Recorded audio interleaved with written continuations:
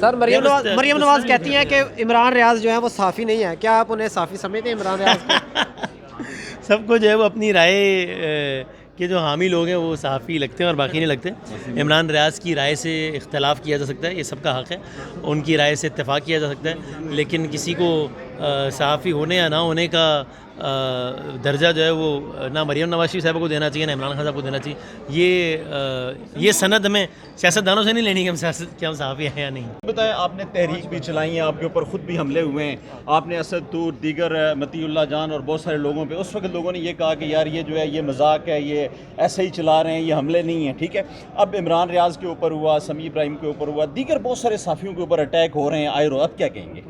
میں اس کی تو مذمت کر چکا ہوں. جب سمیع ابراہیم صاحب پہ حملہ ہوا تھا تو میرے خیال آدھے گھنٹے کے اندر اندر میں نے اس کی مذمت کر دی تھی. اور تمام جو صحافی ہیں اس دور میں جتنے بھی ہیں 6-7 جن پہ مقدمے درج ہوئے میں نے ان کی مذمت کی ہے. اور جب ارشد شریف صاحب پہ جس دن پہلے دن مقدمہ ہوا تھا اور اسلام آباد ہائی کورٹ نے ان کا رات 11:30 بجے مقدمہ رکھا تھا اور شیریں مزاری صاحبہ کا رکھا تھا، تو میں وہاں پہ گیا تھا 11:30 بجے رات کے. وہاں پہ پی ٹی آئی والوں نے میرے خلاف نعرے لگائے، لیکن میں نے کہا کہ میں اپنے صحافی کے لیے ظاہر یکجہتی کے لیے آیا ہوں، آپ نعرے لگائیں، کیونکہ آپ کے دور میں ہم پر پابندی تھی.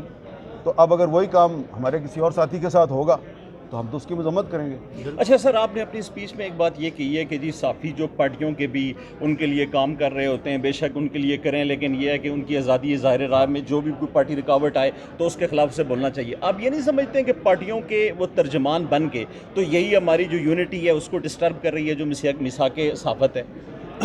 دیکھیں، یہ ایک ایسی ڈبیٹ ہے کہ یہ اب آپ نے اگر ایک پیور جرنلسٹ کے طور پہ ایک کردار ادا کرنا ہے تو آپ کو کسی سیاسی جماعت کا ترجمان نہیں بننا چاہیے. لیکن اگر آپ کام ہی جو ہے وہ ایک سیاسی جماعت کے سوشل میڈیا سیل میں کر رہے ہیں، یا اگر آپ ایک سیاسی جماعت کے ترجمان اخبار میں کام کر رہے ہیں، تو پھر تو آپ اس سیاسی جماعت سے ایسوسیٹ ہو گئے نا.